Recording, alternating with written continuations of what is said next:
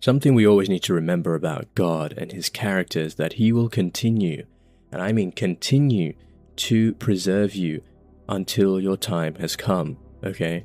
And it's interesting because we can often feel like we are alone in this journey, that we have a lot of enemies, and that we are constantly being berated by the evil forces in this world. But just remember that, again, God sustains those, and he's trying to build virtues within you. So even if you face trials and tribulations, you can know that you have the eternal, ever-living God who is grounding you at all times. And that's what we're going to see in 1 Samuel chapter 21. We're going to see David at Nob. We're going to see the holy bread, Goliath's sword, and how David desperately flies away into enemy territories. And I'll give you one immediate action to help you trust God even when the pressure starts to mount in this episode of Biblical Unlocks. This show is designed to help build your habit of reading the Bible, understanding the Bible, and applying it in your daily life. If you enjoy episodes like this, please consider following and rating the show. It's free, it helps me out a lot, and you can always change your mind later. Now let's get a little bit of context into the chapter.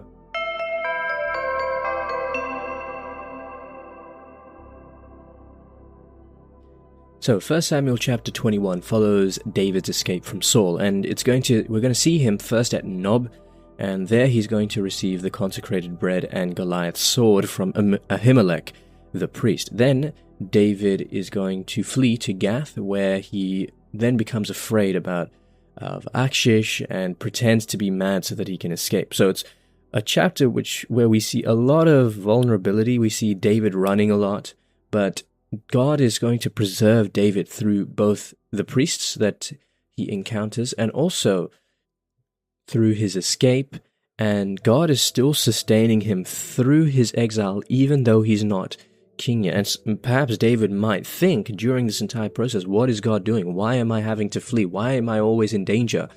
But this is actually a really important concept in the Bible. Okay, let's read verses 1 to 6. Okay, let's read verses 1 to 6. David's going to be at Nob here, and we're going to see the holy bread being given. And my question to you is, why does the priest give sacred bread to this man who's being hunted down by the king? And he's basically a criminal at this point. He's being hunted down, he's being tracked down by Saul, and yet he needs to ask for help. He's a fugitive, that's what it is. He's a fugitive on the run. Okay, verse 1. David came to Nob, to the priest Ahimelech. Ahimelech came trembling to meet David and said to him, "Why are you alone and no one with you?" David said to the priest Ahimelech, "The king has charged me with a matter and said to me, 'No one must know anything of the matter about which I send you and with which I have charged you. I have made an appointment with the young men for such and such a place. Now then, what have you at hand? Give me 5 loaves of bread or whatever is here." The priest answered David, "I have no ordinary bread at hand, only holy bread, provided that the young men have kept themselves from women." David answered the priest, "Indeed, women have been kept from us as always when I go on an expedition. The vessels of the young men are holy, even when it is a common journey. How much more today will their vessels be holy?" So the priest gave him the holy bread, for there was no bread there except the bread of the presence, which is removed from before the Lord to be replaced by hot bread on the day it is taken away. Okay, so David goes to the priest first, right? Why? It's because he knows that even if he is in danger, even though he is in danger, God's provision is never far away from him. And Nob is the sacred place, right, where David asks for help, because the priest, he has no ordinary bread, but he only has consecrated bread. And Ahimelech gives it to David because both hunger and necessity have to be weighed with mercy. And that's interesting, right? Because he's actually not allowed to. It's not lawful for him to get the holy bread of the presence, but mercy is really important. There are things that are important in the biblical narrative, and we can see here, if he's hungry, he's starving, he's on the run, right?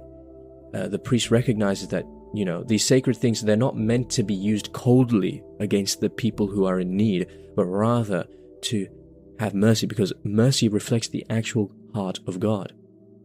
And David says he's on a secret mission, right? So he lies, basically, because fear makes him conceal the truth. He's trying to survive, and he's still going to lie. And he lied because even though he's God's anointed, he's living under pressure. He's impoverished in ways regarding his financial situation, regarding his safety. He's on the run. Saul does not want him to persist, right? He doesn't want him to keep living.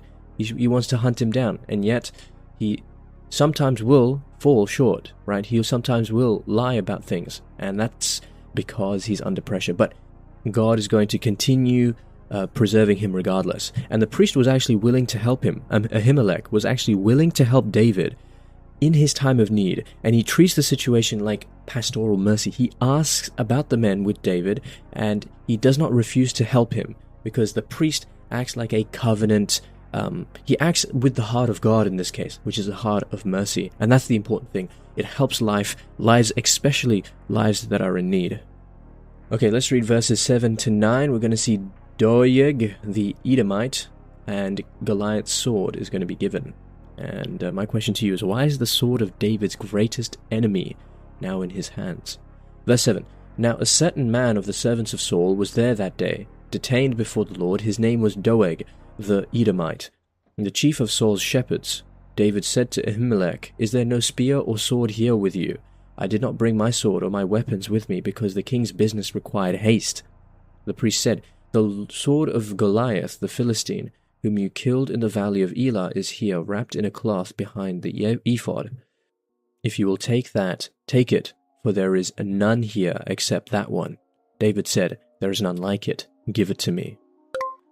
So, what do we see at the beginning of the chapter? We saw the bread, which is holy, given to David. And what was interesting about that was that the chapter is actually showing us that there are different needs under God's law, and there is a hierarchy of those needs. The bread has a sacred purpose, and even though it's unlawful for a person to eat it, human life in need matters so deeply and is profoundly more sacred than the bread that the bread can be given in that time of need. And we're going to see a later biblical reflection on the scene, which is going to be in the prophecy of Jesus Christ section, that will show that mercy can fulfill the law's deepest intentions. In verses 7 to 9, we now see Doeg the Edomite, and Goliath's sword is given to David. So Doeg is mentioned here very quietly, because it actually loads the scene with a little bit of danger, because Doeg is actually an outsider to Saul's household, and his presence matters because what seems like a small encounter at this sanctuary is going to have long consequences. So hidden observers can become instruments of later harm. You let sin into the door, and it will have long-lasting effects.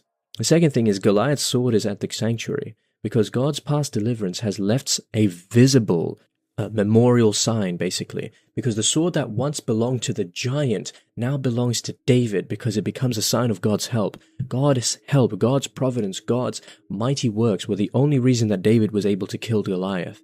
And now David receives it again as a reminder of what the Lord has already done for him in the past and how he will continue to deliver him in his time of trouble. And David wants that sword because he is still in danger, and the sword of his former enemy is going to become the one that he's going to use to sustain him once again. So, again, it reorients the story. David has killed the giant. The giant is dead, but David is remaining hunted, and the Lord will continue to protect David as he has done before. Okay, let's read verses 10 to 15 now. David is going to go to Gath, and he's going to pretend to be insane. And my question to you is, why does his escape involve humiliation and madness? Verse 10, David rose and fled that day from Saul. He went to King Achish of Gath. The servants of Achish said to him, "Is this not David, the king of the land? Did they not sing to one another of him in dances? Saul has killed his thousands, and David his 10,000s." David took these words to heart and was very much afraid of King Achish of Gath, so he changed his behavior before them. He pretended to be mad when in their presence. He scratched marks on the doors of the gate and let his spittle run down his beard. Achish said to his servant, "Look, you see the man is mad. Why then have you brought him to me? Do I lack madmen that you have brought this fellow to play the madman in my presence? Shall this fellow come into my house?" Alright, final biblical unlock. We see right at the end of the chapter, David goes to Gath, of all places, because his options of where he can go is, it's narrowing, because he's fleeing Saul, and Saul is pursuing him to all the ends of the earth. So he actually ends up in enemy territory, which shows how desperate his situation is. And the future king, King David, is now in the hands of Philistines, and the chapter makes you feel the humiliation of this reality, because David has to act mad in order to survive. He has to look ridiculous, and David is being this way. He's being absolutely crazy, because he's using the humiliation to protect him. This chapter is not making him look dignified, but God is preserving his servant through strange and yet even embarrassing ways. And David's act actually works, because Achish dismisses him as a madman and actually lets him go. So David's act as a madman actually saves his life. And it shows that, again, God can turn threat into an exit, even humiliation into a way of protecting David. Okay, so what is the deepest lesson from this entire chapter? I think the most important thing is to remember David is the future anointed king, and he's being preserved through God, through bread, through sword, through humiliation, and yet David is not yet on the throne, but he is learning what it means to survive by mercy rather than by appearance. And the chapter actually ends with David living by improvisation, and providence looks like survival. God is caring for him deeply in this particular instance. But what's interesting about God is he will put you through the fire. He says, our faith is becoming refined like silver.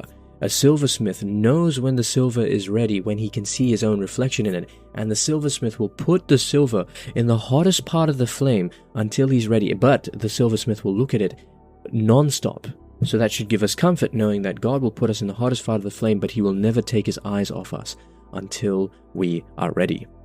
Let's see how this chapter fulfills Jesus Christ.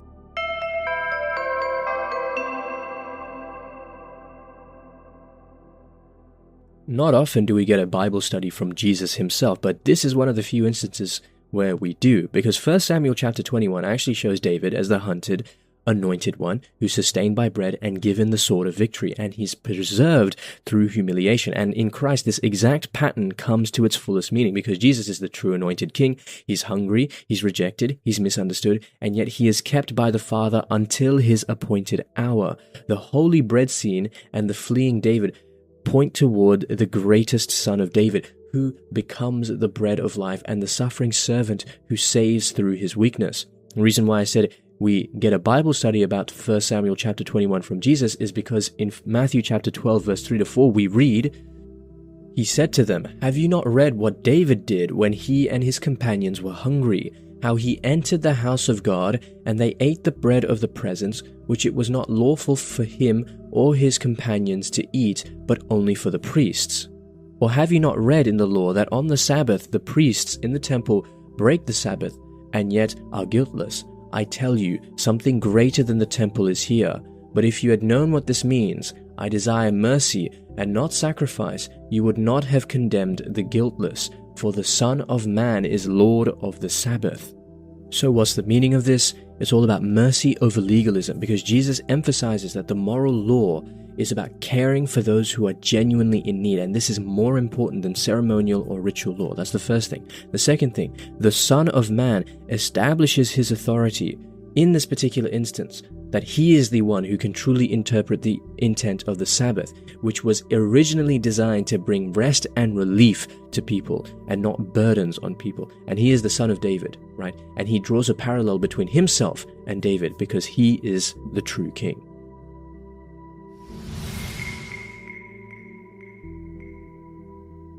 Okay, so how can we apply this chapter in our everyday life? We have to think about mercy. Mercy is more important than legalism. What's more, we know that since God desires mercy and not sacrifice, we need to be very careful about how our spiritual life is descending into legalism versus actual mercy. Do we care about images of God that are next to us? Do we recognize what Genesis chapter 1 verse 26 to 27 told us, that all people are created in the image of God, that God loves all people, all being prideful and legalistic and putting ourselves on a pedestal? We need to check ourselves. We need to be convicted by this, and we need to recognize, well, mercy is more important than legalism. I need to be more merciful to the people around us.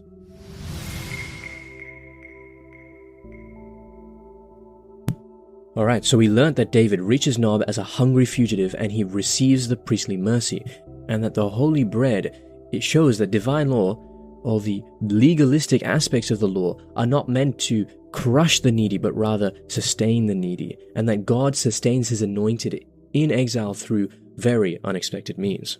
Next time we're going to move from David's exile to the cave of Adullam in 1 Samuel chapter 22. We're going to unpack the gathered outcasts, Saul's rage, and what happens when the hunted begin to become a people. You don't want to miss it. So that's it for this episode of Biblical Unlocks. If you enjoyed this episode, please feel free to rate the show and follow. It's free, it helps me out a lot, and you can always change your mind later. Otherwise, just have a blessed day. And remember, if you're not in your word, you're in your feelings. Godspeed.